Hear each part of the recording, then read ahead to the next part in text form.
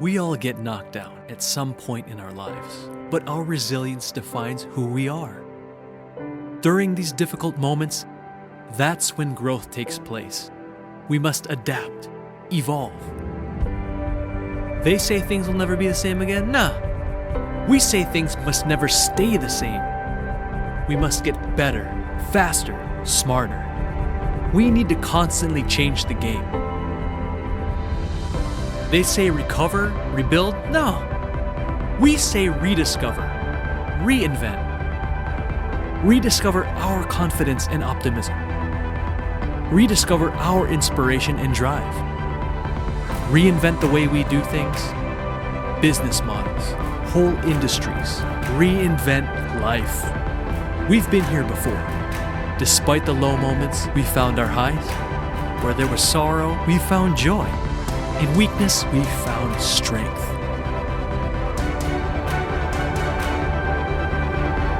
So let's step into a new day. Every day is a new day.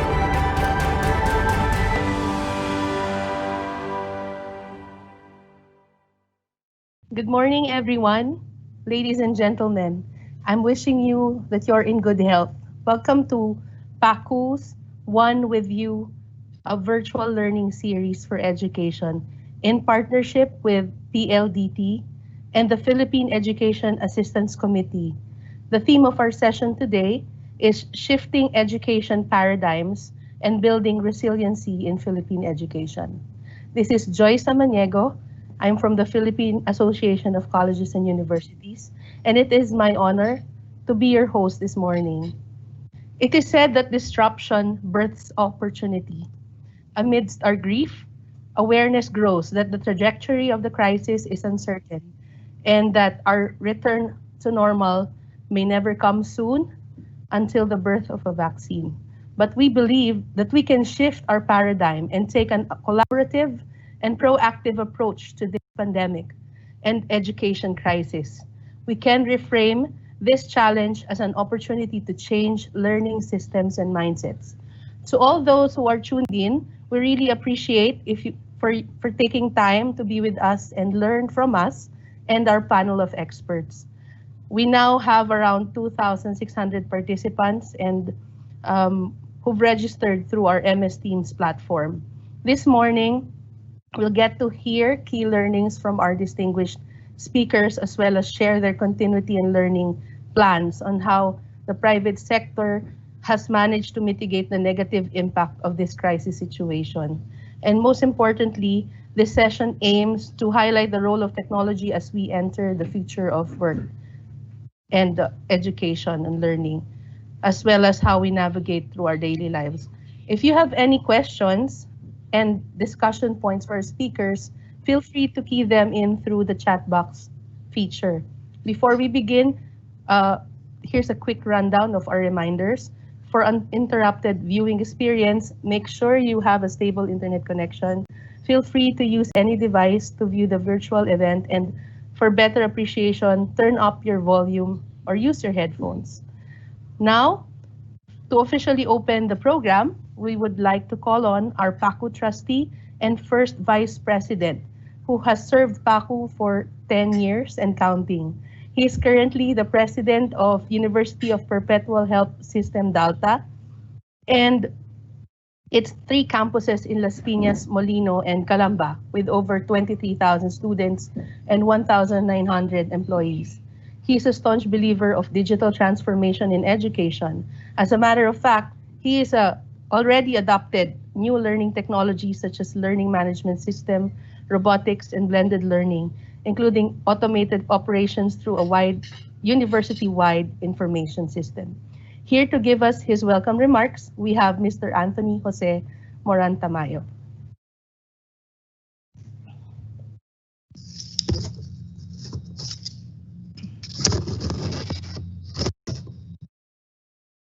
Trustee.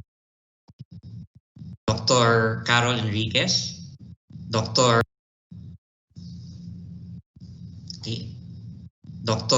Carol Enriquez, our PACU president, to fellow PACU board members, our distinguished resource speakers, administrators, and friends who are all watching us live online, good morning to you all. I am truly honored to welcome you in the second edition of the PACU Virtual Learning Series on shifting the education paradigm during the COVID-19 pandemic. This webinar intends to help us manage better the staggering impact of the pandemic in the education landscape and to find innovative ways to hopefully seamlessly shift from a purely traditional to an online distance or blended learning model, while of course paramountly ensuring the safety of our students, teachers, and staff. In today's webinar, we will showcase relevant and exciting topics to be discussed by our esteemed resource speakers, who are experts and practitioners in their respective fields. Our first speaker will give us a better understanding about the challenges of distance education on the school system and a call for innovation. Our second speaker will tackle managing continuity of learning plans vis-a-vis different modes of delivery for different school challenges. And lastly, our third speaker will discuss digital school administration and learning systems for business continuity and blended learning. Before I end, I would like to acknowledge the people behind this webinar series. Thank you very much to the PACU Programs Committee headed by Ma'am Loris Juarez, and of course to our Executive Director Joyce Maniego and the PACU Secretariat. Also, our monumental appreciation to our partners, PEAC, PLDT, Microsoft, for making this event possible. To end, I hope all of us will find this webinar useful as we shift our paradigms and apply the lessons we've learned to our respective institutions. Moreover, I hope that our organizational capabilities would be further strengthened and our business continuity plans will be carried out to full fruition as we face the challenges and seize the emerging opportunities of this new normal situation. Let us not allow the pandemic to hinder our mission of providing the best education to the next generation, which they truly deserve. Again, thank you for attending this webinar. Have a productive day ahead and always stay safe. Thank you. Thank you, Sir Anthony, for building hope among our schools and administrators. So we go now to our first speaker. Our first speaker is Dr. Vicente K. Fabella. He's the 6th president of Jose Rizal University. His stellar leadership in education management has brought JRU to become a robust, reputable, and future-proof institution. But beyond the confines of JRU, his career extends to the entire private education space and can be described as a sustained humanitarian effort to address the pressing challenges of private education in the national scene.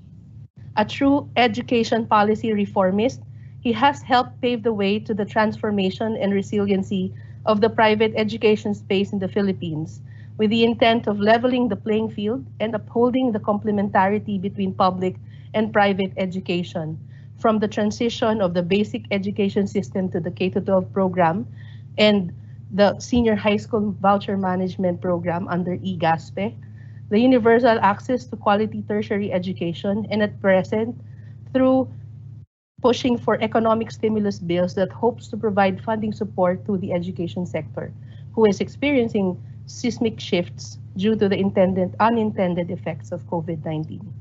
He took his AB in Economics and Development Studies in Brown University, Rhode Island, a Master in Public Administration with concentration in Advanced Public Policy Analysis from Columbia Schools of International and Public Affairs in New York,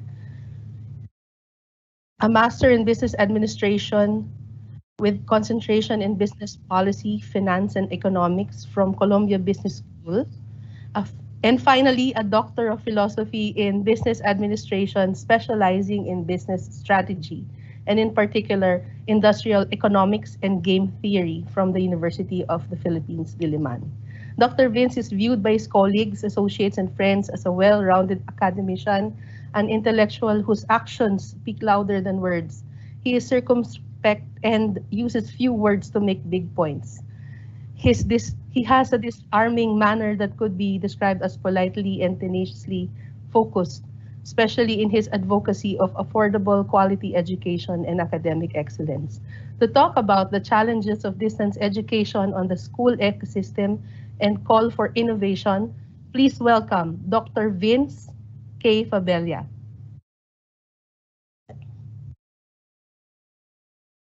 Hi, Joyce.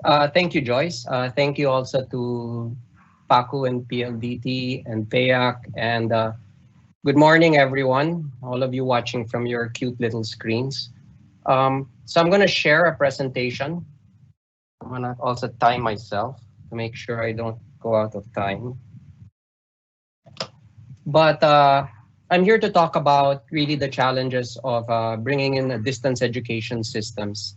And I'm going to try to put a little bit of spin in it. So I'm going to share first my presentation. Hopefully you all see it. Great. Looks like you're all seeing it. So let's see.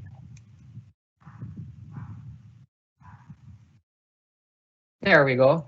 Okay, so I'm going to cover 4 items. I'll start by laying out the context. That's the new normal. I'll talk about the challenges to schools. I'll talk about what really it means to innovate during this time, which I think is really behind a lot of the challenges we have. And finally, I'll talk about some government updates. So let's start with the new normal and viewing it from a school's perspective. There's a lot of stuff we don't know, but there's also a lot of stuff we do know. And it's the stuff we do know that I guess the hypothesis I'm making or the argument I'm making is what we know is enough to move forward. Around when I first presented this around, I guess the beginning of April, it was a much more uncertain time. There's still a lot of uncertainty, but a lot more knowledge on what to do moving forward. Here are 6 items we do know. We know that there will be flexible learning. DepEd has wholeheartedly accepted it. That CHED is about to come out with, from their technical working group with approvals for schools, colleges, and universities to go into flexible learning, which includes online learning. There's been a big question in recent weeks about face-to-face. That's F2F. I'm on point number 2 with social distancing, but it looks like that will push through. The IATF has already said that, if you can hear me, the IATF has already said that areas in MGCQ will be allowed to do face-to-face. And so we expect over the next couple of months that as more areas hopefully go into MGCQ, more face-to-face will be allowed. But the short of it is that you should be planning for it. We know that return to work, I'm in item number 3, we know that return to work has been okayed and that work from home, I love acronyms, work from home is also going to be part of our DNA running schools. We know that a recession is probably going to happen this year. We know there is the risk of repeat infections and lockdowns, even if we go into MGCQ. And finally, we are all hoping for a vaccine. So before I continue, let me just get the vaccine question out of the way. I was kind of lucky enough the past 2 weeks to sit in a video chat with the chairman of Moderna. Moderna is one of the leading pharmaceutical research companies in the US involved in trying to figure out a vaccine for COVID-19. They're very close to phase 3. Phase 3 is pretty much the testing period you need before FDA approval. Only 3 companies are in phase 3. And so basically what happened is he said a realistic expectation, and I'm using his words, a reasonable expectation for a vaccine is the middle of next year. And he is most likely talking about the US. So one way to think about it is you can think about what you need to do to survive until the vaccine comes. Then you might think that we're back to normal. And I will argue that's not the case. Let me continue. So what else do we know about the new normal? We know the recession will have an impact on enrollment. Uh, I don't think it will be even throughout, but most of us are already preparing for scenarios wherein enrollment is less. We know parents will have less spending power. We know there will be health fears. On expenses, we don't really know what will happen. We know flexible learning has its own savings. You don't have to put up a new building or you don't have to expand your classrooms, but we also know it has its own costs, right? In terms of investments in flexible learning technology and teacher training. So that's a question mark. We also know that there will be changes in learning delivery approaches. Flexible learning can be broken down into online. There's a low bandwidth solution. A lot of schools are thinking of remedial and catch-up periods. We know that physical distancing will be here, or social distancing will be here for a while. And if you have a class that used to handle 40, we used to think you'd cut it by 50%. It's actually a little less. It's about one third to a little over one third of what your usual capacity is. We know that people are looking at curricula and trying to find out what you can cut from a congested curricula. DepEd has led the approach here. They've already say they've cut off 60% of their competencies for a strong core. And we hope CHED will do the same. And of course, there's training and content. So if we know all of that, what do we do, right? So what I did is I painted kind of the new normal for schools. And now let me get into the crux of the presentation really is what do we do? And beyond anything else, think this quote, right? In times of uncertainty, which is now, be very flexible. So that's my quote. I put it in quotation marks so it sounds wise. But a lot of people have said similar quotes, right? The important thing is to be flexible. When you don't know what's about to happen, your organization has to be flexible. And I'm going to go through how to be flexible. So these probably a few slides will sound weird because they're not talking about distance education, but they are the base in being flexible to figure out what you're going to do with your educational delivery systems. The first really is flexibility in operations. You have to preserve cash. So those of you who are involved, those of you running your schools, this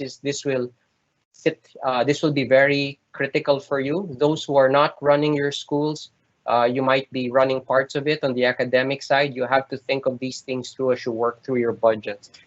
The ultimate tool for flexibility, and this cuts across all businesses, including schools, is to preserve cash. We know it's going to be a flexible learning environment, so anything that does not aid into that, put aside and defer.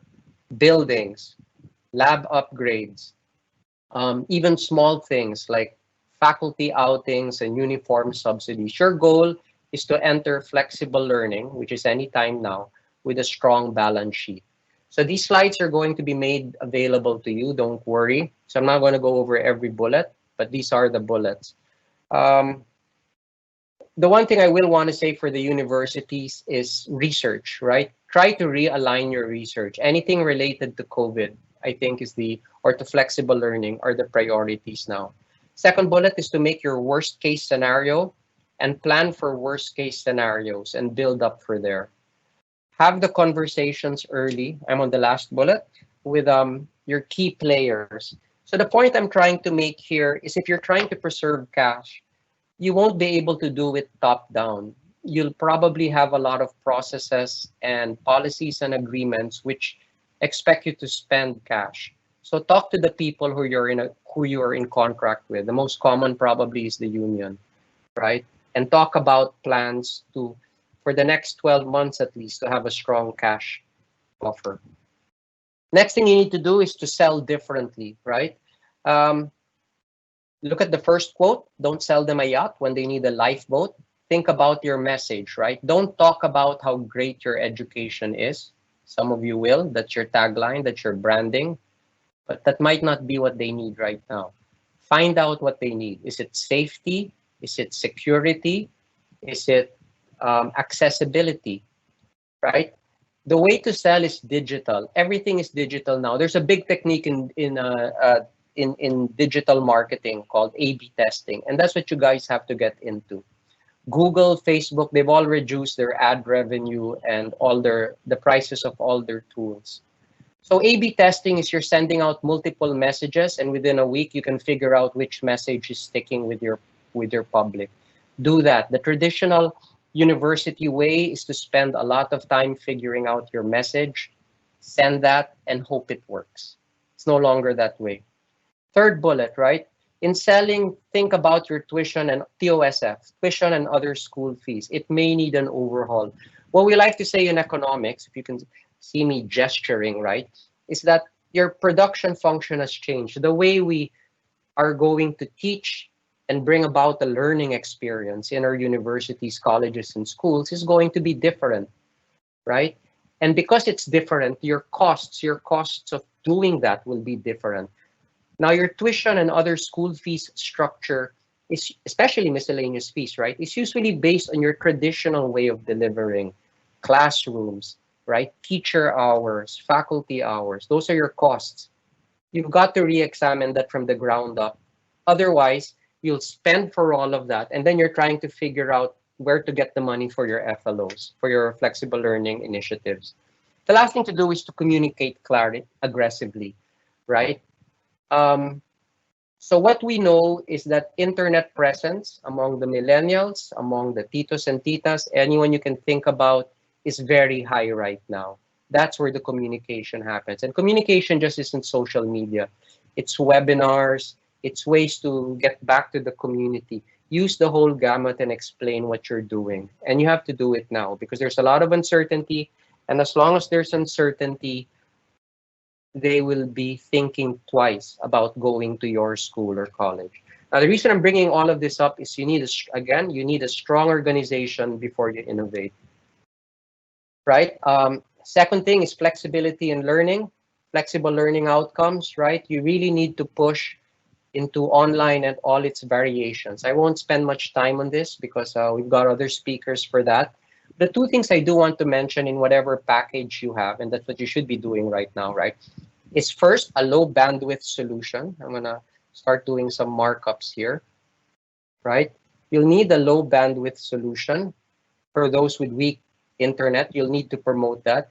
And you'll really need a face-to-face option. Not for the whole semester for colleges or not for the whole year, but for periods where students can come in and talk, right? One school has designed what they call a 2-week review period prior to assessment time, where students can come in and catch up on things they don't understand. I'll just say this slide quickly. Don't take your curriculum for granted. Try to put as much curricular space into it as possible. So that's similar to what DepEd did about cutting out a lot of their competencies. This is the bullet to think about. We're not really in online learning. What we are is in something called emergency remote learning, teaching, and I'll talk about that in another slide. But we're in a situation where people can't do online fully. They're quarantined. So it's a very different learning experience, has a lot of inefficiencies. So fight for that space. Make sure you have a lot of space for faculty to screw up and try to fix up. Right? Finally, don't make the mistake. How much time do I have? 5 minutes, right? Don't make the mistake that once it gets back to face, that things are back to normal. The threat of lockdowns and the lack of a vaccine, and we don't even know how widespread the vaccine is going to be, means that you're going to keep you're going to keep bouncing back and forth between face-to-face and online learning. So develop an ecosystem which has both, right? And usually in ecosystems that have both, especially if you're limited in your face-to-face just becomes auxiliary to online learning. So,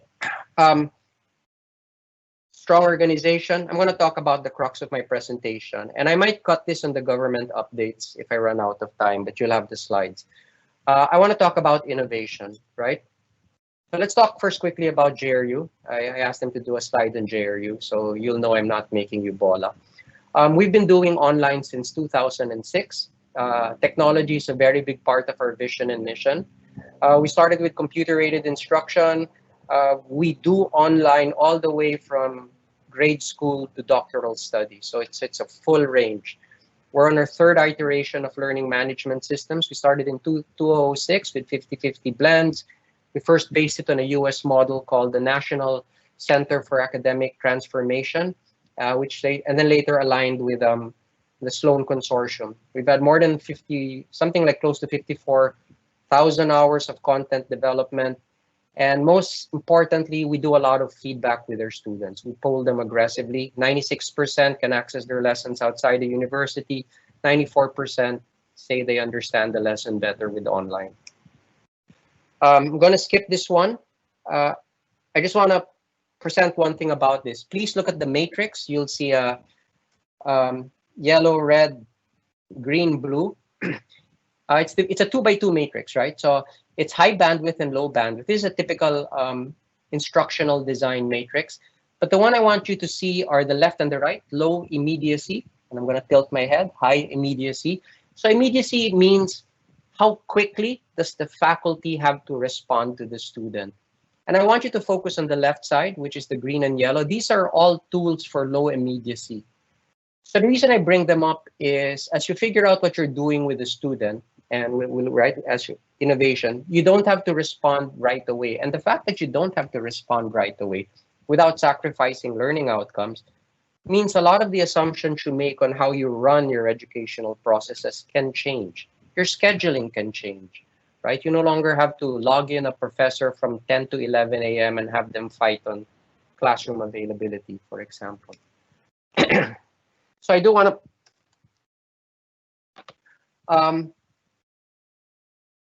I had mentioned earlier, we're into an area of emergency remote teaching. And that's kind of what I do want to stress right now. A lot of you are trying to move into online. But remember the period we are in right now, the pandemic period. Academic scholars, and there's been a lot of debate on this on the online research community, argue that we're not really in online. A lot of the instructional design assumptions and needs of good online can't be done during a pandemic, just as a lot of the assumptions we make about traditional learning can't be done during a pandemic. So they have something in between called emergency remote teaching.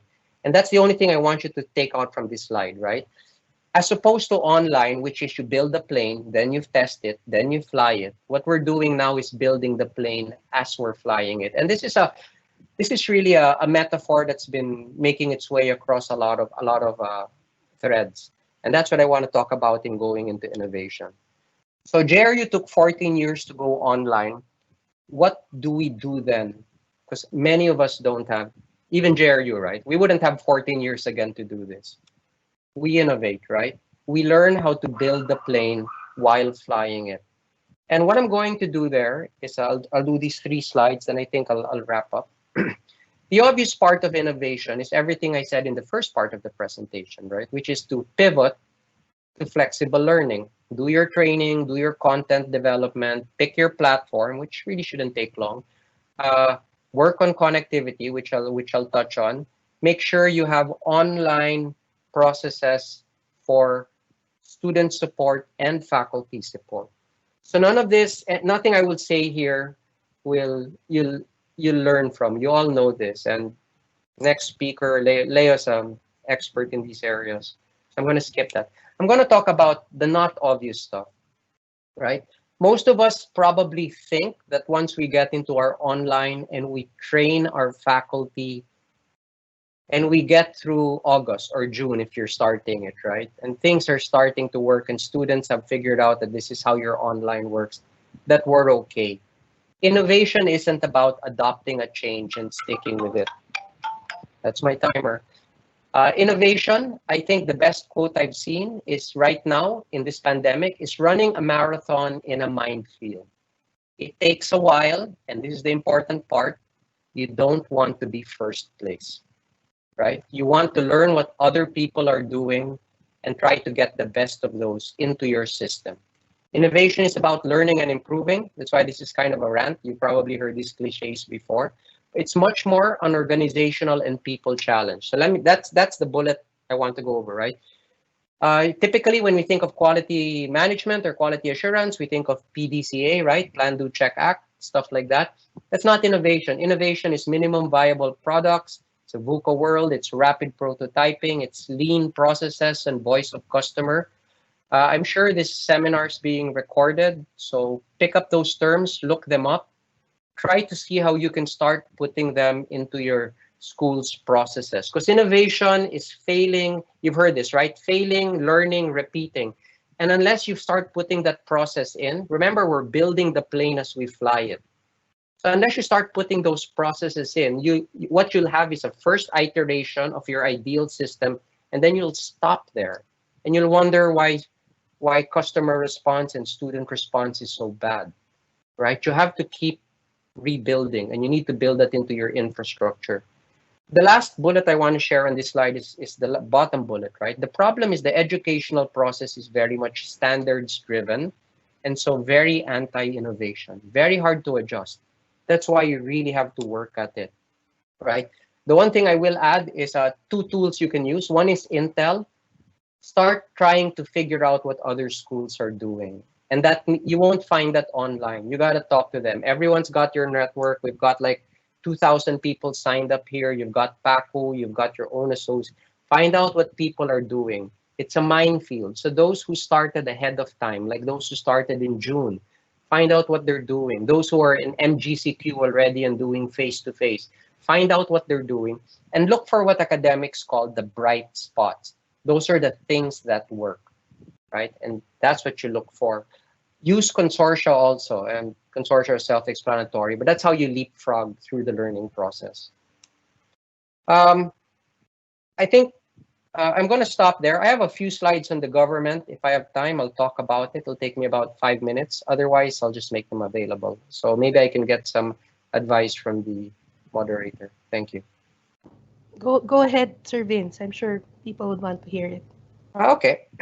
So I'm going to talk about a few things. We've been, as you know from the intro, we've been very involved in trying to get the government, hope they're not listening, get the government to listen to us. And they are, to give them credit, they are listening, CHED and DepEd. We'll talk a little about that. One thing they've become very aware of, and research has started happening, is there is a cost to delaying education. When you delay it for a month, 2 months, 3 months, there's actually a big economic cost in terms of foregone future wages. And those costs go up to the trillion. Yeah, I think the trillion is the calculation we've seen for the Philippines. So first, face-to-face, right? Different, the takeaway from this slide is, I think, and we had a conversation yesterday with Chair Popoy de Vera, I think face-to-face will be pushing through. It's already opened up for those in MGCQ. I think it will open up for Metro Manila, NCR, should be in the foreseeable future. Definitely, I think it's a strong bet you'll have face-to-face during the first semester. DepEd is the one a little unclear about face-to-face because, you know, there was the whole vaccine announcement. So they're still feeling that out. So we're working on DepEd. There is research coming out right now that actually the least risky group are the grades ages 1 to 15. So that's really the DepEd population. So we're trying to present that to them. Okay. Stimulus. We have a whole bunch of bills. There are 2 big bills. There's a Philippine Economic Stimulus Act, which has been approved by Congress. There's a Bayanihan 2.0 Act, which has been approved by the Senate. Shoshu, Congress approved this, Senate approved this. They don't have counterpart acts. So that's what we're waiting for. I really don't know how this one's going to work through. I think the Bayanihan 2.0 has a higher possibility. There are provisions there that tell them to spend the money for education. Currently, I think there's a debate to look at about 50 billion, which the government will have, and trying to see how much of that can go into education. Third thing we talked about really is support for flexible learning outcomes. And these supports, I do want to mention, are things we've asked the government. So things in green are stuff that CHED and DepEd have said yes to. Things in red were blocked. So allow more to go into FLOs. That's a yes. I think DepEd has said yes. Those of you who aren't aware, there's a technical working group for flexible learning. I think they're going to look at a 5-year period for you to do flexible learning before you have to go through all the accreditations and stuff. Training and development, they've got those programs, consortia arrangements, the Learning Common, I think Paco attended, was set up a few days ago. Our big pain point still seems to be internet, right? No one wants to touch internet. The government looks at DICT, and DICT looks at itself. I really don't know what's happening there. We've really been trying to get support there. The last thing I do want to mention, okay, so this is a smart, I decided to blank out, this is my last slide. I decided to blank out the amounts just in case. This is supposed to be for PACU, and I know some of you aren't with PACU, but everyone's talking to SMART and that other one. But I do want to talk to you about very quickly what to look for, right, for flexible learning. So I'm going to get the arrow. Oops. I'm going to get my little pen. So that's basically what most people try to debate on the price. You really should be debating on the amount of data, right? Our estimate is you'll need at least 4 gig for a low bandwidth solution or a regular bandwidth solution without the videos, 4 gig a month, right? And then this stuff, right? And this stuff. These are called the white lists. That's all the stuff that they're willing to not charge the students for data on. Make sure your learning management systems are there. And if they're not, at least with PLDT, they've proven to be very open to putting a lot of stuff on that whitelist. So when you negotiate with them, look for the gigabytes and look about what you can put on the whitelist. And with that, thank you very much. Thank you, Sir Vince, for that very useful and practical lesson. We can almost create a book out of it. Well, we learned so much, and certainly for most of us, we are in emergency remote teaching versus online, as what Sir Dr. Vince has said. And we are learning how to build a plane as we are flying it. And this calls for teamwork, communication, and collaboration among all stakeholders. And there's a cost in everyday education is delayed. That's why we have to really move and work with government to increase internet connectivity, decrease the cost of internet connectivity, and also provide government funding for laptops or devices for students.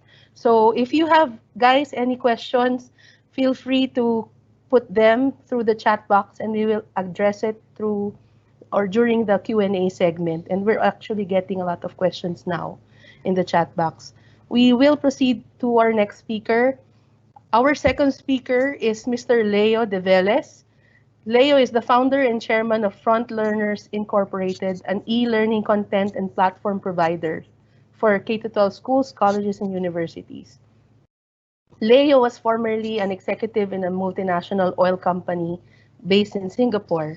He obtained his master's in liberal arts, mathematics for teaching at Harvard University. He also obtained an MBA and a BS in mechanical engineering degree, where he graduated cum laude at the University of the Philippines. In 1990, Leo ranked #1 in the mechanical engineering board exam. He is an alumni of the Philippine Science High School. Leo is an electronics and math enthusiast with 20 years of experience in e-learning.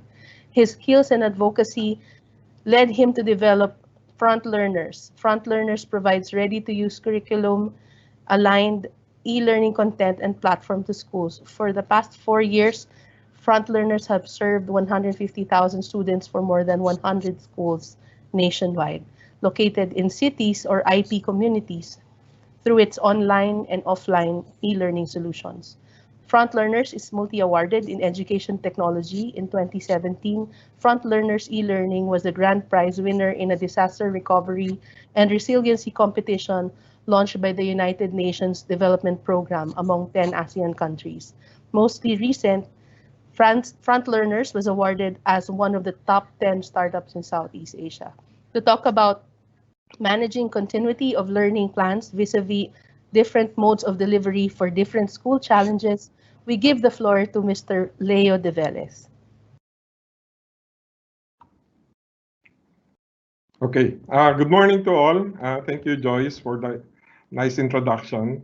So I'll now show my screen. I'll share my screen.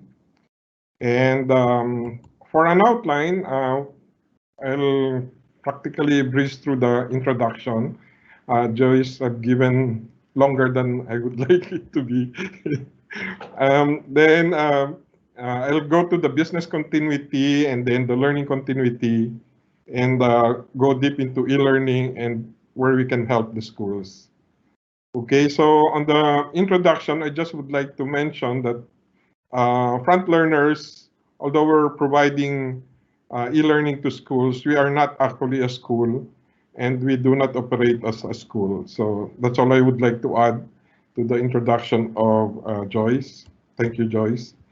And now I will go to the Managing of Learning Continuity Plan. I changed the title a bit kasi nauutal ako ng konti, but okay. But before I go to the Learning Continuity Plan, I would like to show an example of business continuity plan. This is about typhoon risk. And we know that the likely impact of that is just maybe a week disruption in the learning continuity or the learning activities. But for pandemic, as what we have experienced now, the disruption is really for several months. And this is in line with Dr. Fabelja's presentation, where we also have, before we even address the learning continuity, we need to make sure that the management team is up and running and we slowly build up our financial strength because the impact of shutdown is really a lot in terms of the financial strength of the school and also with the personnel administration. So once we address this area, then we can now actually move on to the learning continuity. So going now to the learning continuity, part of that is key stakeholder management. And here is an example on how we need to do it. We need to identify the stakeholders, their degree of influence, in what phases we need to engage them, who should engage them, what are the approach that we need to do in the tools, as well as the frequency. And then we monitor that using traffic light to help us, to help management decide whether to go or no go. So basically for addressing the learning continuity plan, we need to engage fully DepEd, the parents, teachers, students, and our shareholders. Okay, and this is one of our key stakeholders, so we need to manage DepEd. And for PACO, also CHED. Now let's go to the learning continuity plan. So it's about the different modes of delivery for different school challenges. And this can be grouped into two challenges, the connectivity and the devices. Okay, so connectivity, you can have fast internet, slow, and no internet at all at home. And then for the devices, you can have devices and internet, also devices, but no internet, and then really those students with no devices. So for those with access to the internet and devices, one of the delivery mode possible is e-learning. So the e-learning with the learning management system and curriculum-based content that will be suitable for self-directed learning, as well as chat and forum messaging, plus a separate video conferencing tool. So I'll show later on how to address the slow internet challenges for this option. Okay, for those with no internet, which is a bit difficult to address, but they have devices, then the school may be able to help them by providing them an e-learning system with download feature where students, through their representative, download the content and the courses, and then later on in the week upload their accomplishment and download the next set of learning content. So that will help address the lack of internet by allowing the students' devices be brought to places where there is connectivity, either in the school hotspot or in the office of mom and dad. So they can do that. So these are the challenges when we adopt that downloading option. Um, so slow internet, but going to the no internet with device. So these are the things that we need to provide them, as I mentioned earlier. So, and then as mentioned by Dr. Pabella, consider getting group discount for internet data. Okay, and consider also using mobile app for downloading of courses. Ayan. So this is my recommendation. So downloadable um, learning materials. Now for those with no devices and no internet connectivity, um, one of the solutions is to use printed learning materials. That would mean using textbooks and workbooks, either old or new textbooks. For private schools and colleges and universities, working individually to talk with a cable TV provider or air channels for radio and TV will be a bit difficult. So we may have to wait for DepEd's and CHED's arrangement on this. So for those that will go for a print option, so as I mentioned, you can use old and new. And then you have to print learning materials, mainly learning guides and assignments for the students. But that would mean arranging logistics for the distribution and collection of these materials. So that's a bit challenging. So if possible, the recommendation is, yes, go for e-learning with download feature, avoid printing materials, and if possible, look for cheap tablets, even secondhand, because it will be cheaper than printing cost. It will even be cheaper if we factor in the logistics cost. Okay. And then here are the requirements as mentioned in the department order 13. CHED may come up also with a similar thing, but this is about the things that we need: the platform, the content, the assessment, the engagement of the teachers, parents, and learners as part of the requirement by the Department of Education. We also have, as a manager of the school, in implementing learning continuity plan, we also have to balance the types of pedagogy that we will be using. So you can have asynchronous, or basically we will mimic the classes, the teacher-led classes into the cloud, into the internet, or we can also adopt asynchronous or self-directed individualized learnings. The synchronous is a bit expensive in terms of the data and the need of speed. The self-directed would be more affordable, but it will need good learning materials that are suitable for self-directed learning. So for us, we need to balance the two, and my recommendation is go for the low bandwidth, as mentioned by Dr. Pabella, the low bandwidth chat. But we need to do at least a weekly reconnection between the students and the teachers. So that's something that we need to consider in the balancing up. Okay, we also have to work on the learning load of the students, because our learners may not be able to cope with all the subjects with less supervision from their teacher. So not all students may be able to do that. So if DepEd and CHED will allow us to do some blocking of subjects or grouping, then we I think should take advantage of that to lessen the load of the students. So either all or block, so we need to balance that. My recommendation is to do mix. And for those difficult subjects like math and science, we take the longer blocks, and the less difficult subjects, we may use shorter blocks. Another balancing act is on the assessment. So do we go for a printed paper and distribute the test paper to the students, or we do online? So for online, there are issues on the cheating during exam, but this can be addressed with some easy techniques.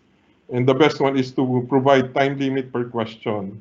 The other, of course, is to make the questions to be more difficult for cheating, like essay, short essays, questions. Again, so the recommendation is go for online with a time limit per question. So what do we need? Okay, so what do we need?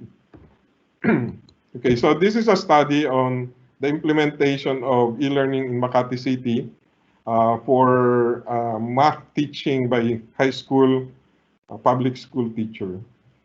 Okay, and basically we have been talking about the blockers, so the platform, the content, the internet, and the devices. But once we decide to move forward with e-learning, we also have to talk about the training of the teachers as well as some other aspect. And from that study, we also seen uh, the leadership of the school as a key success factor. As in many projects, that's what we will normally find. And in this current scenario, we're happy to see that many school leaders are really deeply involved in the implementation of their e-learning system. And that will hopefully help in the successful execution of the program. So one of the things that we need would be the learning management system. There are many learning management systems that we can use. There are open sources like Canvas, Sakai, Moodle, and there are proprietary learning management system. For Canvas, it's an open core, meaning you can get the core features, but not everything. While Moodle is a real open source, so you can get all the features available. And for those who still have no LMS, our recommendation is go for at least the most affordable one, the open source Moodle LMS. You can migrate to a more sophisticated LMS when it's now a normal thing to use LMS. So for now, while we are building the plane, while we are flying it, go for the basics.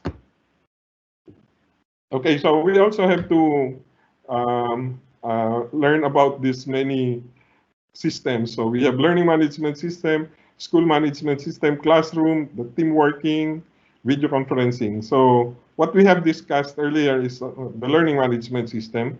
It is actually managing the learning process of our students. So it's about pedagogy management. School management system is about administration of the school. So registration, tuition payment, etc., attendance, transcript of records, and graduation. The classroom management, on the other hand, is about managing the technology used in the classroom. So it's something that we may not need at this point in time. And then the other one is the group and team working platform. This is where you have a common repository of files, you have communication tools, email system, video conferencing, and some courses and quizzes features in that platform. And the other one, of course, would be the purely video conferencing platform. So our recommendation, again, is the simple one. Go for the learning management system. Those who can afford may also consider school management system. And then if you can afford, you can go for the group license. But actually, most of our laptops already have Office software, so you can opt for that for a start.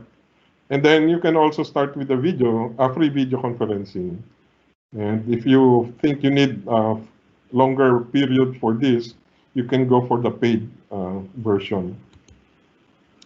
Now, there are also other types of learning content. You have e-textbook, workbook, e-books, etc. You can also get lecture videos, simulations, interactive lessons, and interactive quizzes. So for my recommendation would be on the three as the basic. It will help a lot in the self-directed learning if we have these three. Well, even if we have the two, we can do a lot of self-directed learning. Okay. The simulation is good if we have synchronous learning. So during video conferencing, the teacher can actually help the students visualize difficult concepts in math and science using these simulation tools. Of course, there are devices. So you have desktop computers, laptop computers, mobile devices. They have their own positive and negatives. And you can also have e-learning accessible by internet browser or by mobile apps.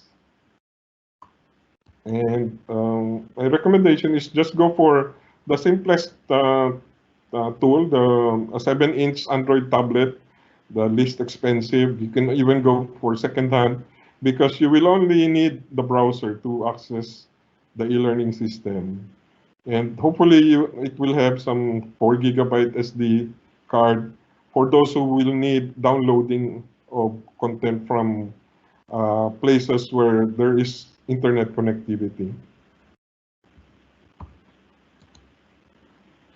So what are the key selection criteria for an e-learning solution?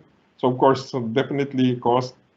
We're not sure whether we will continuously be using this, but for me, it's a no regret route to have an e-learning system.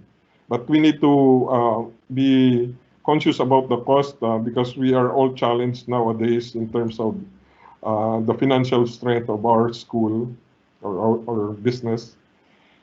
And then, of course, the content, you have to be conscious about this, keeping in mind that you may need something that will be useful for self-directed learning. So that's, I think, the driver.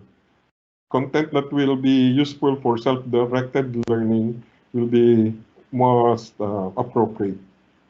And then, of course, the learning management system, which I had mentioned earlier. So you may need, of course, some support from those with track record in the implementation. Something that can be implemented readily. It will not take you months to implement would be a very good option.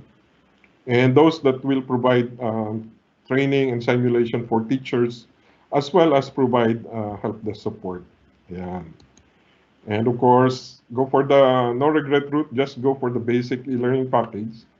So open source, lessons and quizzes for self-directed learning, go for some simulation training support for the teacher, and make sure that there's some help desk support. So you can meet all the requirements of SHED or DepEd for that. So we can be your partner. We can help you meet the Department Order 13 requirements. We can support you on that one.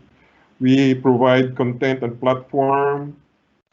We provide content for colleges and universities, the mandatory 9 general education subjects. So if you want to implement e-learning, you can implement it with ready-to-use self-learning materials.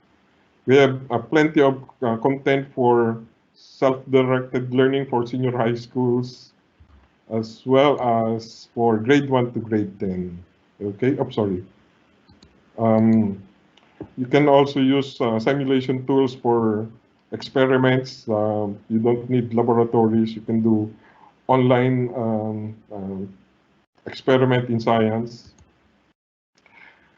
And the platform that you will get, the Moodle, will provide you a lot of flexibilities in developing your own resources. You can link it with video conferencing, with other websites like DepEd Commons or Khan Academy, etc. So you can do that inside the learning management system and connecting it outside. You can also do some other stuff when you're used to using the learning management system. And if you do online exam, you will have a lot of benefits in the scoring, statistics, item analysis. Oops, sorry. Item analysis. And of course, if you need help, just call us. So you can try our content. If you go to frontlearners.com, try the demo username learn and demo password online. And that's the thing that we can do. Our price is affordable. It's 500 pesos per student per semester for college and for K to 12, 1,000 per student per school year. Okay, so we have, as mentioned, awards for different activities. Okay, so that's all. Thank you so much for listening. Thank Thank you, you, Sir Leo, Leo, for for delivering delivering a a very very useful and useful and timely timely presentation presentation on how we should how we should work on our work on learning our learning management systems. system. For For now, now, our participants our have have an an idea on idea on how they how should they select the most appropriate and appropriate doable global learning learning solutions solutions as as and also and also tools. tools. Let's go Let's on with go on our with third our third. speaker. He's currently in charge of the education partner ecosystem of Microsoft Philippines, has consistent track record of success in working in the information technology industry, and has been with the company for the past 5 years. His prior stint in Microsoft, he worked for one of the largest conglomerates in the Philippines. He has a strong education background with a Master of Business Administration from the Asian Institute of Management and a degree in finance from De La Salle University. He is involved in philanthropic activities as he previously served as one of the board of directors of Junior Chamber International Manila, a nonprofit organization that focuses on leadership development and charitable activities. Let us all welcome Mr. Paulo Balinas to share with us some insights on digital school administration and learning systems for business continuity and blended learning. Paulo. All right. Thank you, Joyce. Good morning, everyone. Thank you for having me here. I'm quite excited to share with you, different things that Microsoft is doing in helping schools quickly adapt to this new normal, right? So I was listening in to Sir Leo, Sir Vince, and I definitely learned a lot. So hopefully you learn a lot as well in my talk. So as Joyce mentioned, I'll discuss the topic around, blended learning and how we could use technology to ensure business continuity. So I've been with Microsoft for close to 6 years now and handling education. And one of the quotes by our chief executive officer CEO Satya Nadella is, "Our industry does not respect tradition; it only respects innovation." I think this resonates well with me because with technology, it's disrupted various industries. May it be from healthcare, may it be from travel and accommodation, and yet alone education as well. So the pandemic has caused a lot of problems. What were initially stable industries and lucrative industries are put on temporary risk, like travel, hotel accommodation. And schools are also starting to feel the effects of that. Governments start deciding to suspend classes until August 24, or even to the extreme of until a vaccine is actually found. So I think the mindset is really about, how can we work with the environment that we're in, and what are the tools available to help us quickly adjust to this change. So if you noticed, right, like I mentioned earlier, a lot of schools were forced to suspend classes, to cancel classes until they're able to find a vaccine, or others have shifted to blended learning and remote learning. So whenever I talk to schools, a lot of a lot of schools have decided an overnight digital transformation. But in fact, we all know that change does not happen overnight. I was listening to Sir Vince earlier. JRU took 14 years to actually, perfect the entire system and then adjust as they go along. So building the plane while you're flying it. I like that quote. So whenever we talk to schools, there's no silver bullet in terms of how can you solve all the problems and automatically adjust to this new norm. So it's actually a phased approach and a more holistic approach. So what Microsoft did, whenever we talk to schools especially, it's not offering one solution, but an approach rather. So we developed what we call the education transformation framework. So this is a study done with thousands of educators, schools, to come up with the best practices around the globe in implementing digital transformation in their own respective universities. And we distilled it into four key pillars, four key areas. And I'll go through them one by one. So the first one is leadership and policy. You can't talk about the right tools, the right content, if there is no buy-in from the leadership and management. What I noticed is until there is a directive, from the management, and until there is a nominated champion within the organization who is accountable to drive change, it's very hard to drive effective and lasting change. So that's definitely important. You need the buy-in of your leadership, and you need to clearly articulate and identify policies and guidelines on where the direction your school plans to go and what are the policies and guidelines that a school will follow leading up to that objective. So that's important, having the right leadership and policies in place. The second one is about modern teaching and learning. I'd like to emphasize rather the word modern, because the world, especially the business sector, is rapidly changing. With all the new tech and all. So with that, there's a need for uh, different skills, a different skill set in terms of the talent workforce. So with that, schools are in need to actually align whether or not the content and curriculum that you are teaching to your students are still relevant to the industry, so that by the time that they graduate, they are able to be workplace ready, and minimal reskilling is minimal to no reskilling is needed. So the great thing about technology is we are able to tap into different learning styles of students. So in the past, it's a one size fits all approach. Now, technology, we're able to cater to the different learning style of each individual. Some are more visual. Perhaps we could cater to more videos to that student, auditory, audiobook. So technology can allow schools to quickly adapt the learning preference or learning modality of each student.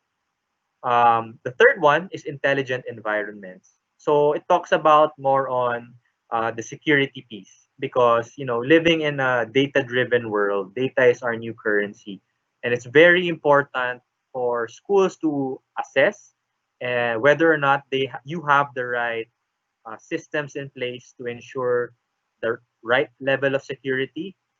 Only the designated people should access certain files, and protect your schools from cybersecurity, potential threats, and data leakages and whatnot. So having that system in place in protecting your data.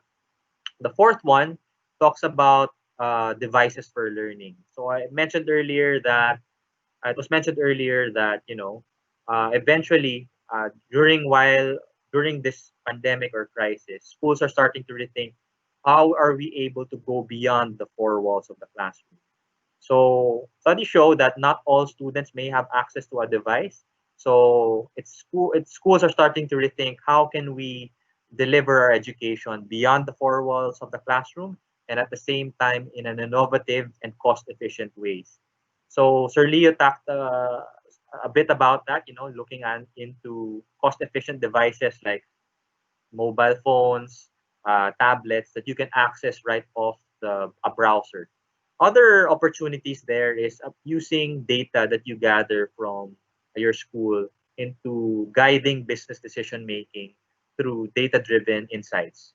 So with the vast amount of information you're collecting from your student enrollment, student profile, you can actually make use of this in a sense to guide your business decision making based on data-driven insights. So with the system in place, on harnessing this information to valuable key information to help guide your moving forward.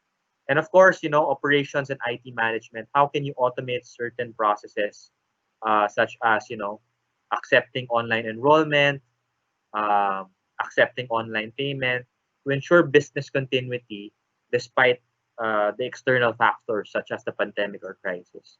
So the point I'm trying to drive at is whenever thinking about which platform uh, to implement in your school, it's more than that, right? You need to take on a holistic approach.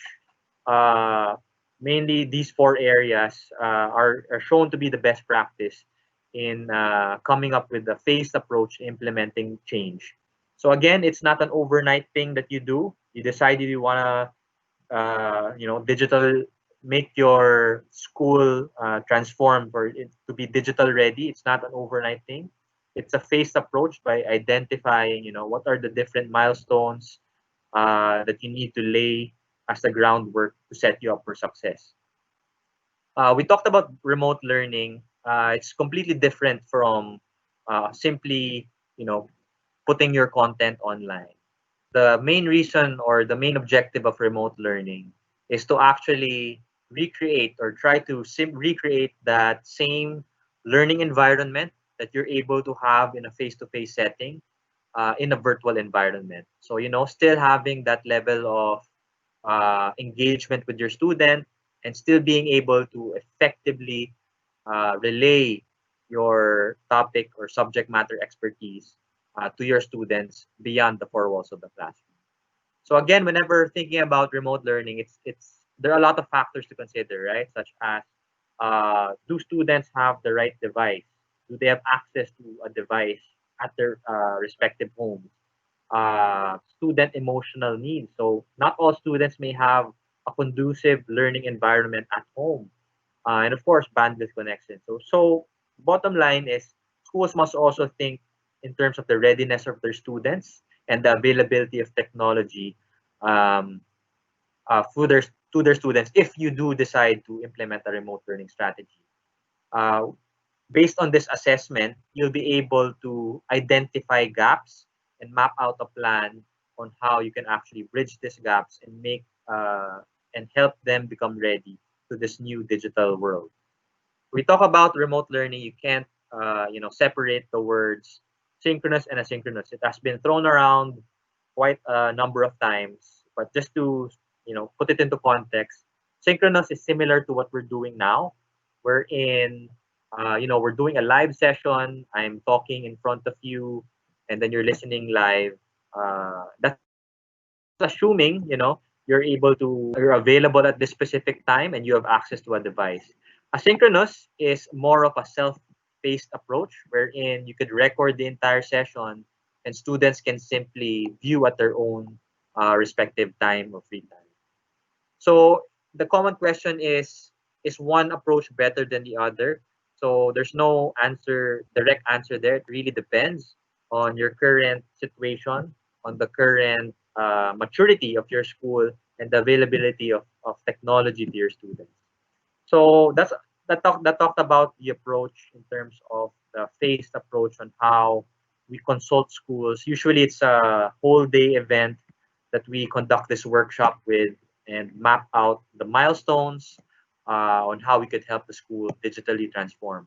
But given the essence of time, I just wanted to discuss the how uh, and what Microsoft is doing to help schools adapt to this new normal. We have what we call Microsoft Teams. So this is basically um, our solution to help schools quickly adapt to our new normal. Just to Before I go into a live demo, I'll show with you. I think I wanted to share with you the impact that we did over the past few months. Apart from helping schools conduct virtual classes, share files online, I think a lot of schools had to postpone or even cancel altogether the graduation ceremonies. When when the government announced that of the cancellation, Microsoft thought about how can we use technology to still continue historic occasions such as graduation, because our view is graduation ceremonies are more than a single day event, but an event to actually recognize the achievements and milestones of each student. So we decided to partner with DepEd, and a few weeks, months ago, we partnered to launch a virtual graduation. So we even got a message from Secretary Briones, students dressed up in their togas, and they were walked by their parents in a recorded session, and we host that stream that all online using Microsoft Teams. And I think I'd want to share that impact, the impact of technology on how you could think of innovative ways.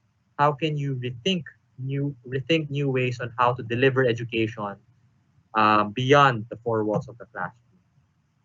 So today, I'll just jump right to it. There's a lot of features that Microsoft you can do with Microsoft Teams, but I wanted to distill it into four key scenarios which you are most likely to encounter as an educator or in your school. So it's hosting a virtual class, being able to personalize the learning experience per student, create assessments, grade them, and finally be able to monitor the students' digital activity. So I'll walk you through a quick demo of how Microsoft Teams looks like. So for the first time, for those listening in, and it's the first time for you to see Microsoft Teams, what Microsoft Education did is we customized the view specific to the educator and learner's needs. So it's different yung itsura niya for business. This one's specific for education. So if you notice, see my screen. This is a dashboard view of a faculty. I'm able to see all of the classes that I am in, from physical science, algebra, entrepreneurship course, and even staff notebooks. I'll go through them one by one. The first scenario I want to recreate is being able to hold a virtual classes, being able to continue their classes in a virtual setting. So this is a calendar view. Each student and each teacher will be given a view of their week's calendar. They can even toggle it to month, day, and whatnot. So it's very easy to organize class. You can organize it to a normal meeting. A regular meeting can host up to 250, but you can scale up to 10,000 if you want to hold a wider event. And soon we're gonna launch and expand it to 100,000 attendees. But for this session, we assume that it's only within the 250 limit. We could simply, select the time that we'd want to, dragging it. So for example, I click here. I just simply need to put my name of the class. So math class, for example, grade 1. I name the class. I add my attendees, Adele and Alex. I specify the date, the time it starts, and the time it ends. If I want to make it 1 hour, if I want to, make it a recurring meeting, a weekly meeting, that's possible.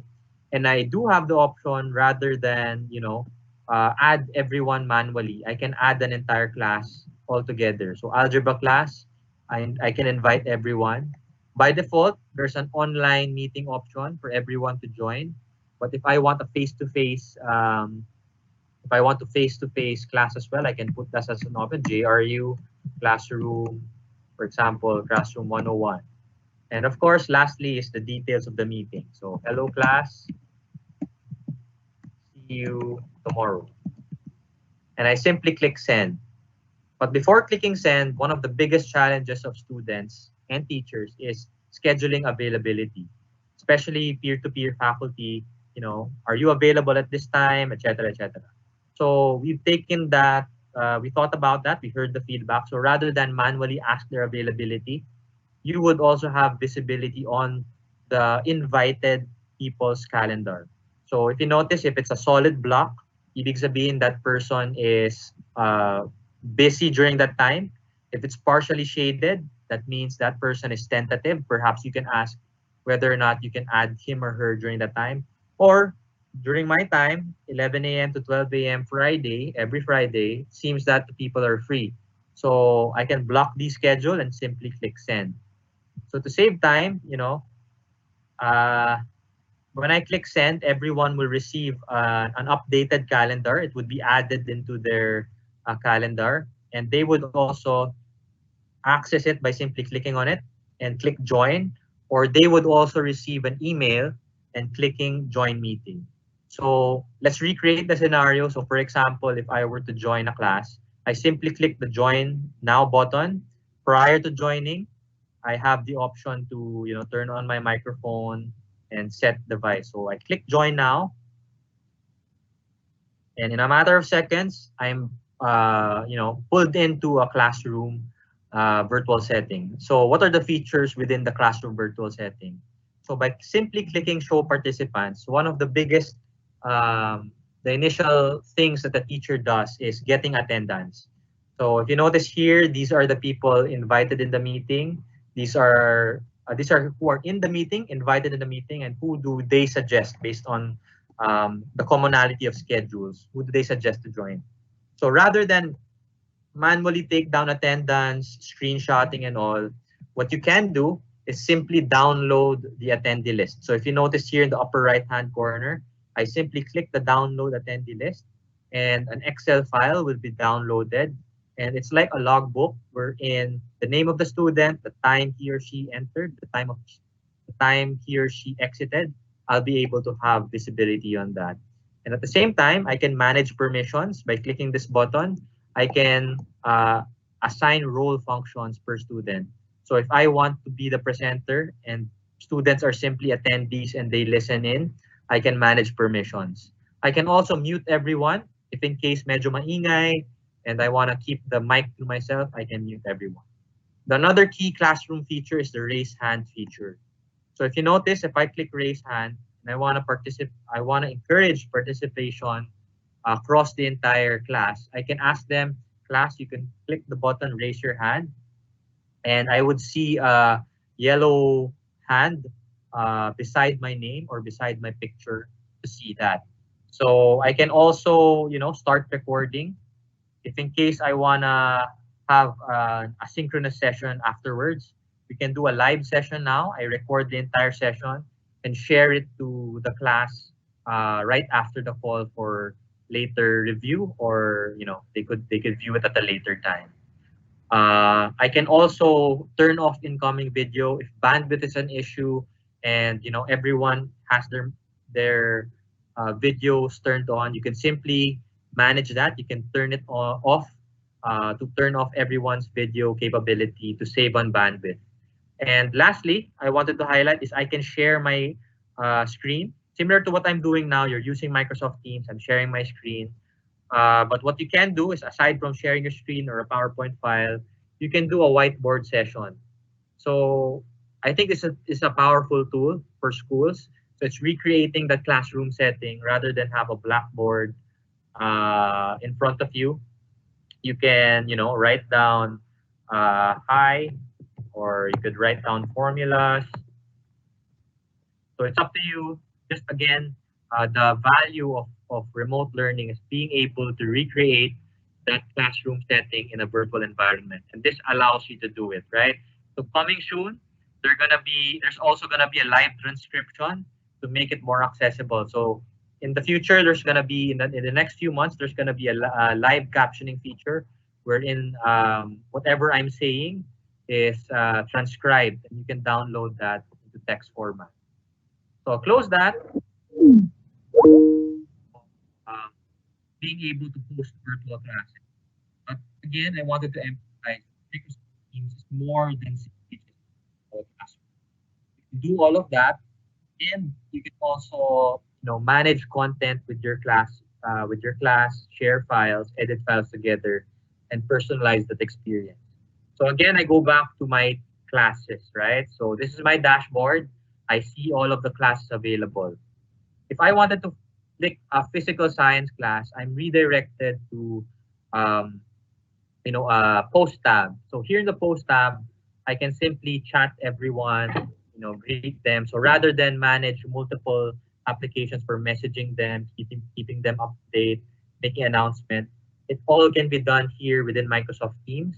I can even subgroup them into smaller groups. If I have a 40 class student size, I can create subgroups, maybe groups of 5 into smaller teams. But again, I wanted to focus on 4 key areas, which is the second one is being able to personalize the learning experience. So we have what we call the class notebook. So I think it's very important for students and teachers to be able to collaborate with one another, share files with one another. So what Microsoft did is rather than have a physical notebook, we created a digital version of that, and you can work on files together, or you can have individual notebooks per student. So for example, here in this tab, since I'm the facilitator educator, I have visibility on all of the students included in my class. I can have a shared collaboration space. Ibig sabihin na this is a shared group. Everyone can contribute. All students can add their thoughts, insights. I can have a content library. So the content library is more on if I wanted to be sharing files, documents without the ability of students to edit them, I can do that. And the great thing about this is I can even personalize the learning experience. So each student, I can create designated notebook. So for example, if I wanted to give additional work for Adele Vance, my student, around the topic of photosynthesis. So if you notice, I just select Adele's notebook, homework, and the specific page, and I can, write my comments, type in my thoughts, give her stickers, or even record an audio recording or video for her to view about my feedback. So the good thing about this is it gives you, the educator, that ability to give real-time feedback, and you don't have to wait to actually meet face-to-face to give your feedback. And the great thing about this as well is we give high emphasis on accessibility and improving the learning outcome. So within here, we have what we call a built-in immersive reader feature. So the tool allows you to read the document aloud to the learner. So for example, I click play, stop me anytime if you don't hear it. Starch granules. The food made by the chloroplasts. So you get the idea, right? So it's highly adjustable. You can make it male voice, faster, slower. You can increase the font size. You can change the font or even add a contrast.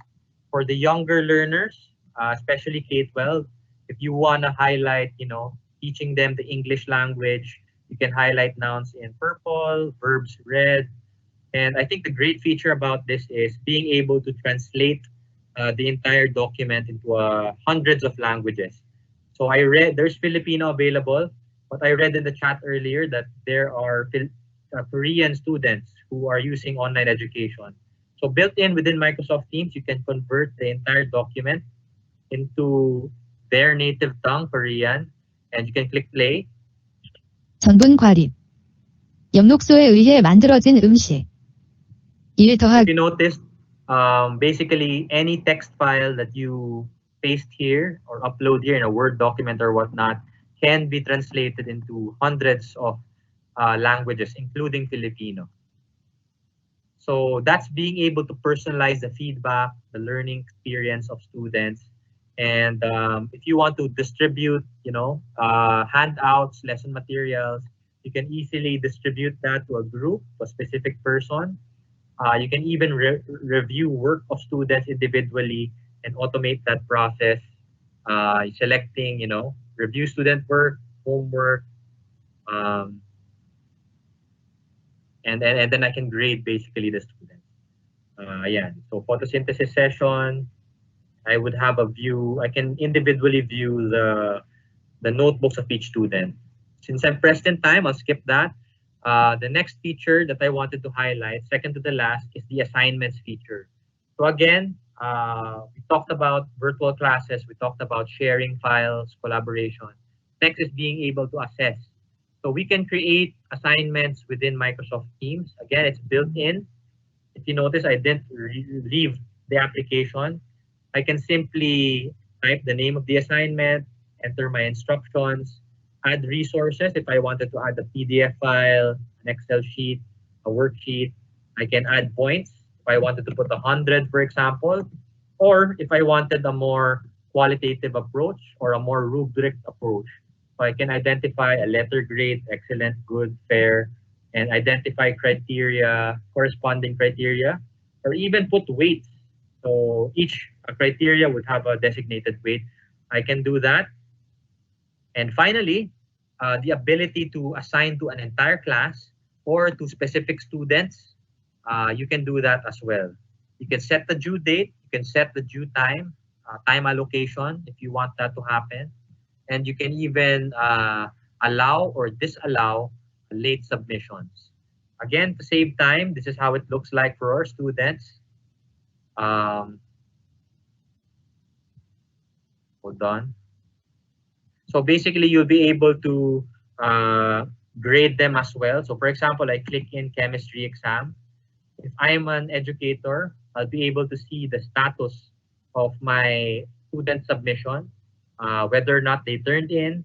I can give my feedback, give my grade, and from a student's view, I would see the title of the exam, the points, instruction, and even go to the exam right within Microsoft Teams. So for example, chemistry exam, I can answer, multiple choice or give an essay answer and click submit. And the good thing about this is it works across all devices, from computers, mobile phones. So access to the learning material is not dependent on your device or operating system. It works across all form factors and operating systems. And it's integratable. The last few things I wanted to highlight is, although Microsoft has pre-built a lot of first-party applications from assignments, video conferencing, sharing of files, we do integrate well with a lot of third-party education applications. So Kahoot, YouTube, Google Drive even, Moodle. I heard the talk about Moodle earlier. You can add Moodle into Microsoft Teams. And how would it look like is you would actually only have a tab up there, and you can access it within Microsoft Teams. So this is, for example, Google Docs, and I'm able to access it within Microsoft Teams.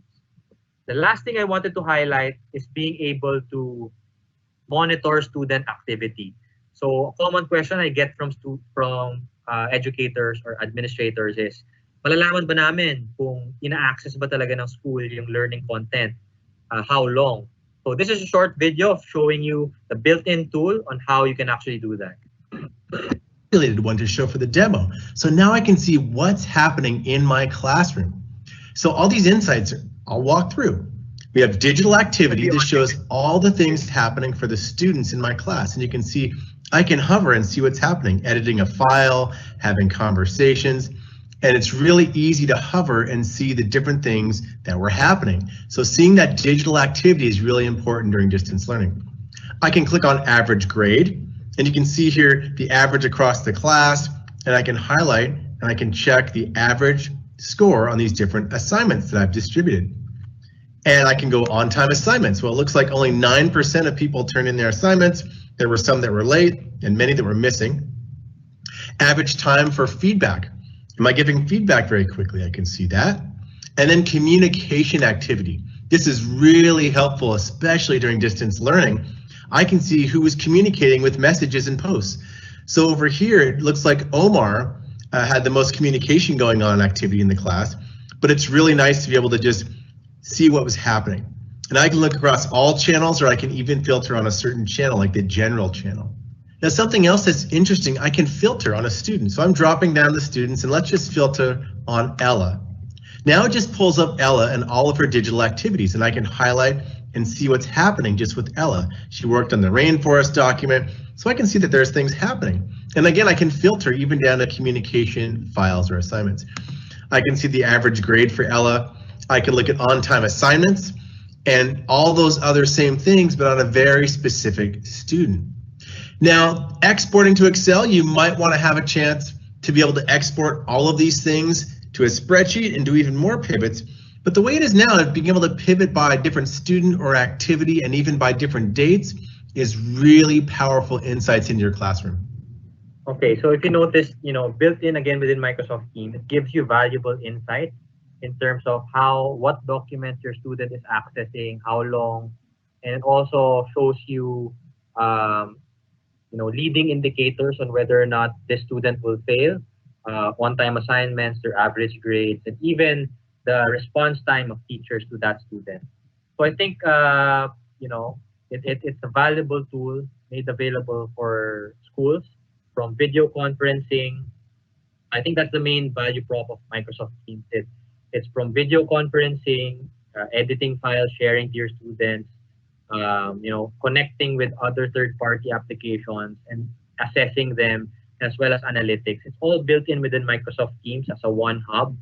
And the great thing about this is it's free. We have a free offer via Office 365 A1. As long as you have a .edu domain or recognized as an education institution, everything that I discussed earlier is free.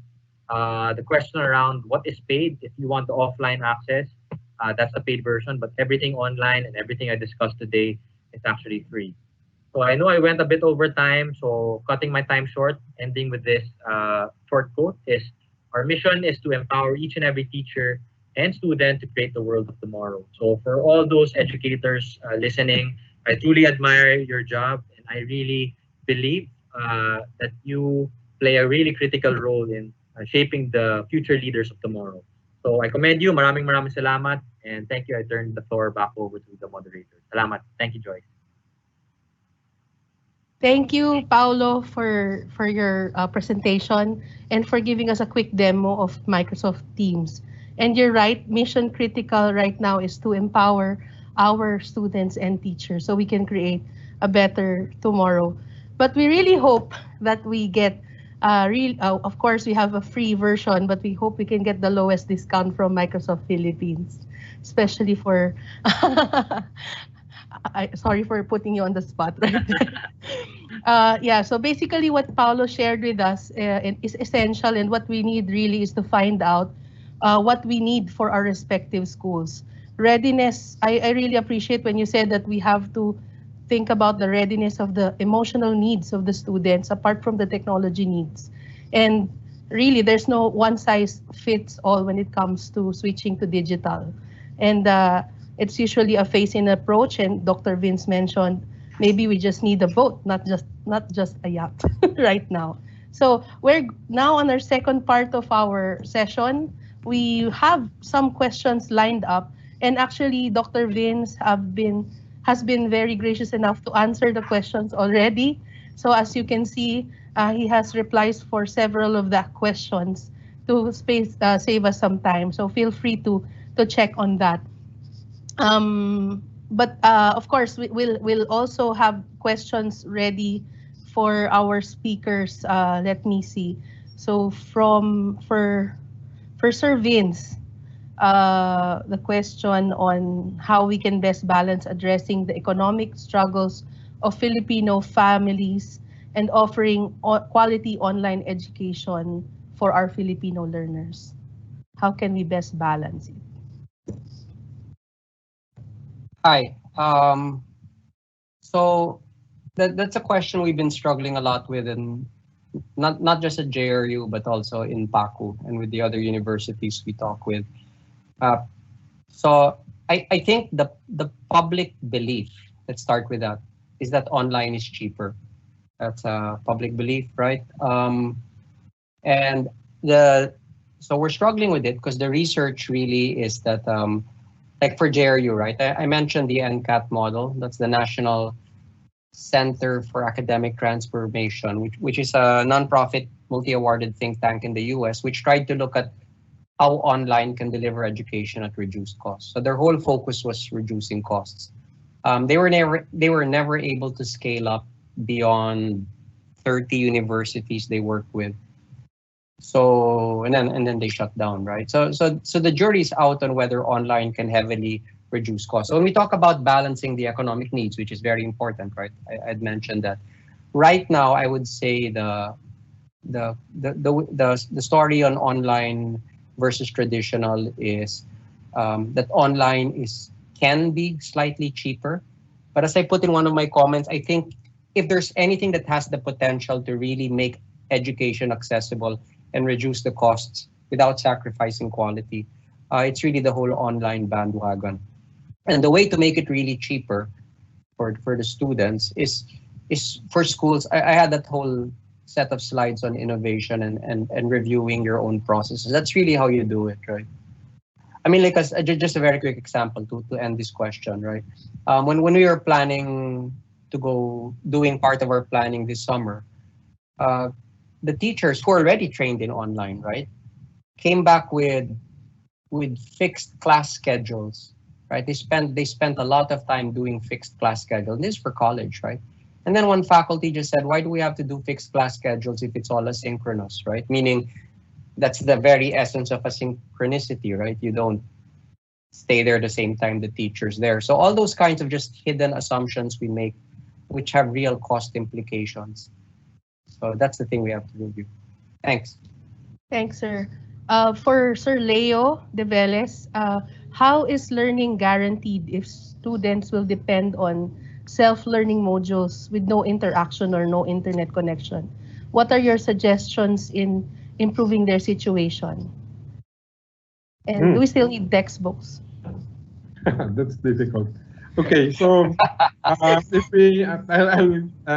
the textbook first. I think for the textbook, we have to leave it to the school owners to decide whether they need textbooks, because they have to consider all the stakeholders, parents, the teachers, the students, etc. But many of our client schools have decided not to buy, or only buy those where we don't have content. Okay.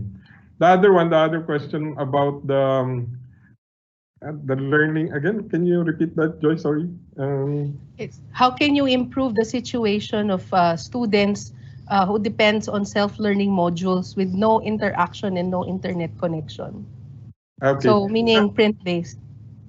Yeah. Okay. So that would be really that again will depend on the materials that they will use, the self-learning materials that they will use. So it's important for the schools who will use this option to screen these learning materials.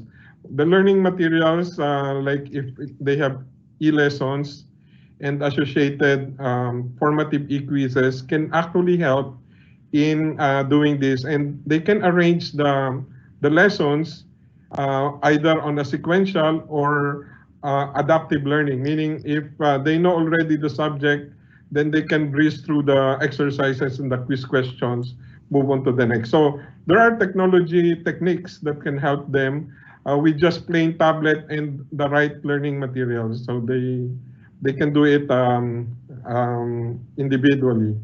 But of course, it's always to have the supervision of the parents as well as regular checkup with the teachers. Thanks, sir. For Paulo, how do we see class demonstration in online classes, especially for those which are skills-based? Sorry, I didn't quite get the question. How do we see class demonstration happening in online classes? And how can we do skills-based courses, especially written demonstration? Okay, skills-based. So the things that Microsoft are doing, especially tap into the skills-based, right? We partnered with companies who can actually conduct virtual laboratories. So rather than learn the concepts by reading the book or watching videos, there's actually tools available where we could test and assess whether or not a student actually learned a specific topic. So to put an example, for example, if we're teaching data science, more than understanding the concept of data science, we have tools available that, it's a virtual lab. All of the test data is made available rather than source it on your own. And then the key task that you need to do is How can you use the given data to create a dashboard, for example? So these hands-on virtual labs are the things that technology can actually do to make sure that a skill is actually learned rather than simply the concept. Thanks, Paulo. Sir Vince has another question for you. JRU has been into ODL for quite a number of years. For the benefit of those schools that are considered a neophyte in this learning delivery mechanism, what can you advise for these schools to survive in this current school year with due consideration on the tight budget? Thanks. I was actually just typing out a response to that question. So I don't know if the question is about the challenges for a basic education school or a higher ed school. So I was going to do a much more specific response. I'll do a general response, right? So I think the learning curves to go online and to start doing online are a lot shorter, obviously, than what our school went through. But I also think that, so let's do that first. But I also think that it's still a trial and error approach. You will make, I think from the mindset of the manager, the faculty, as well as the department chairs and the VP for academics, you will make mistakes the first semester or the first monthly grading period. The important thing is to have a system where you can capture those mistakes and react quickly, adjust. Right? I think parents and students, maybe I'm speaking too generally, I think they'll be very forgiving if you're able to adjust quickly, right? So that's what you focus on. Now, in terms of the systems, I mean, Paolo already mentioned, I think a lot of the systems the systems will be a lot more affordable than you think. Leo's already talked about very low cost systems, which obviously will need a lot more modification. Moodle is still free, although it's kind of showing its age.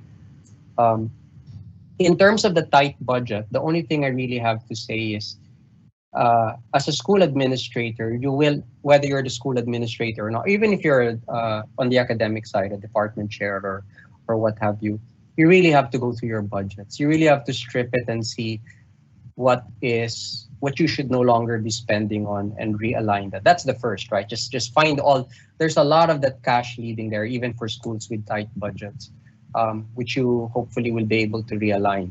If you're in academics, you ask the hard questions. For example, how much of your budgets are related to meeting what you think are still critical accreditation standards or DepEd or Cheddar DepEd standards? Are these things that you can actually defer, not avoid, just defer to bring up your cash year? Because your critical period's probably the next 12 months, right? That's when we're all waiting for a vaccine. That's when we're having problems with face-to-face and public transportation, all of that. So that's what I can say. I actually think the biggest, I might be being a little bit loose with my language here, but your biggest challenge really won't be the budget as much as it will be getting your faculty and on board and getting the content. Luckily, a lot of the content, like Front Learners is an example, right? And their MOOCs all over the place is available online. It's usually the Filipiniana part that's hard to get online. Thank you. Wanted to ask, this has been popped up in the question more often. DepEd has a required number of hours every day per subject, and they say that we still need to follow this. How is it possible with online distance learning? I think they're referring to DepEd Order 13, series of 2020. Yeah. There's it also says a related question to that. How do we save when DepEd requires subscription-based or locally developed LMS for ODL modalities? More, they require 24/7 technical support. Is this only a requirement for private schools? Yeah. Anyone can answer. I have a quick answer. Can I answer? Yeah, I have a quick answer, but I'm going to make it bato. So I saw a lot of questions about DepEd Order 13. My guess is that's the rubric, no? The one they're saying we're going to check up on you with all these requirements. Yeah, so our usual process is when when government regulations come out that seem a little draconian or heavy, we bring it up to the private school associations, and they have a direct line to DepEd. So we're lucky on this call. We have the vice president for PACU, so I'll make it bato to him. But I think it's something they can do, and the executive director for PACU pala, who's our moderator. So we can make it bato to them, and we can bring up those issues. Right. There's another one who said 24/7 tech support. I mean, that I just commented that's really crazy, right? We're not a BPO, and I don't think any parent will demand 24/7 tech support. So there's clearly stuff there that's kind of peculiar. Thank you. Maybe I can share a slide on this. So yeah, there are new things, and it's good if if the association can help challenge some of this one. But there are things that we can help schools if they outsource the services, like the 24/7. You're actually allowed to pass it on to a third party, because the school cannot have a 24/7 support for the parents and the teachers, etc. Those kind of things, I think some will be solvable if we partner together with LMS provider like ours. Of course, I have to pitch. But yep, that's something that I just would like to share. Okay, for Paulo, there's a question. Can we use our Outlook account to link to Microsoft Teams? And there's another question related to that. You mentioned the free version for education, but it seems you recognize only .edu domain. How about private schools with no .edu domain? Can you also help them? Yeah, so by default, the .edu domain is our parang filter to recognize that school as an education institution. So for those private universities who are interested to get it, we have a partnership with PLDT in providing access there. So perhaps we can work with PLDT to reach out to you, how we could help you for your requirements. Yes, thank you. Okay, so again, thank you. I think we have run out of time, and we still have questions in the live Q&A event. For sure, we will send you copies of the slides for our presenters, and we'll still have time to answer in the chat box below. But for now, we will be at this point. We'd like to quickly wrap it up. Of course, we thank our speakers, of course, and our viewers who have tuned in this morning and afternoon, rather. On behalf of PACU, PAYAC, and PLDT Enterprise, we thank you all for spending this memorable time with us.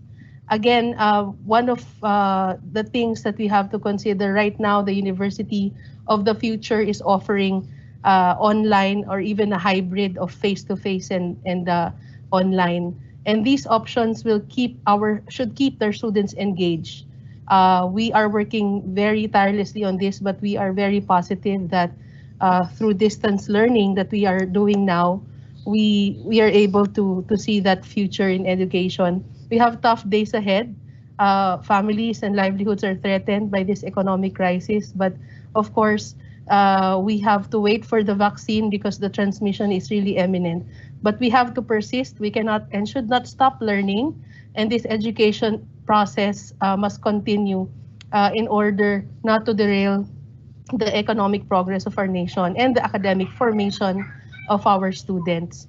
One of our trustees mentioned that the wiser course of action really, and he's President Michael Alba, he said that we have to take this pandemic crisis by the horns and use it as an opportunity to use distance learning, both online and asynchronous, as a second mainstream mode of delivering education. Expanding this capacity seems to be the only recourse that will address the immediate need of resuming a safe learning experience, as well as build the resilience needed against future disruptions. We need to work with government, private HEIs, and businesses must create an ecosystem that will make this an aspiration, a reality. For now, continuing education is about innovation and leveraging available tools or technology for a connected learning experience in a disconnected world. So with that, we would like to thank again our very good speakers. We learned a lot from you today. And we will see you next week, same time, and on a Wednesday again, as we proceed with our third webinar entitled Challenges of Distance Education in a School Ecosystem, Design Challenges and Innovations. Thank you again. This was One With You, an PACU PLDT Enterprise Virtual Forum for the Academe industry. And we'll see you again. Stay safe, everyone.